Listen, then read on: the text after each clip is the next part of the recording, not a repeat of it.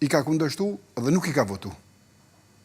Po, në fakt e kishte kundërshtuar vite më parë dhe kandidatin e PDK-s, Kadri Veseli. Kadri Veseli nuk e kanë pranu. Albin Kurti vet i ka... Apo përsëritet historia në farforme tashmë? Shkrimet e veta, fjalimet e veta, në ku vend që nuk e votojmë, dhe pse nuk e zgjedh një kandidat tjetër. Partia Demokratike në atë kohë e ka pas Kadri Veselin edhe ka kërku koalicion për me votu. Edhe koalicion dikur është bo, bashkë me Lidhjen Demokratike edhe është votu. Po, këta nuk dojnë të bëjnë një koalicion. Këta dojnë të kenë një mbështetës, që i mbështet, që gjëjnë ai votues, deputet që voton, edhe me qenë prap vetë. Pra, këta nuk dojnë të dajnë pushtetin me asnjë parti. Këta nuk dojnë marrëveshje. Këta dojnë qeverisit vetme absolute, edhe kjo nuk shkon. Du të kuptojmë demokracinë, du të kuptojmë formën e zgjedhjeve, formën e pushtetit i ndarë. Prandaj, ata mund të vazhdojnë me kësi forme të seancave, për disa seanca me votim të hapur, tani është në rrugë dhe çështja, që është një shkelje në votimin e msheft. Që kërkuat. Para se të kalojmë të kjo pjesë, duat ndalem për pak çast të pjesa kur tashmë kryeministri në detyrë Albin Kurti, asë kohoj deputet, pra nuk ka pranuar që të votoj Kadri Veselin. Po.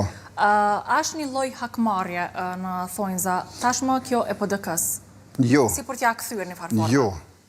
PDK nuk ka bëu hakmarrje asnjëherë. PDK gjithëherë ka qenë për zgjedhje. Edhe zgjedhje. Situatave të vështira.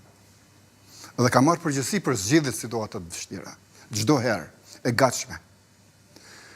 PDK nuk e voton për shkak të sjelljeve të vetëvendosjes. Për shkak të sjelljeve që vetëvendosi për 5 vite ka bë ndaj partive opozitare. Ai bie që asnjë prej kandidatëve atëherë nuk do ta votoni? Vetëvendosi për 5 vite me sjelljet e tyre, si qeveri, si kuvend, ka dëshmu që nuk është e interesuar për askënd me pas partner.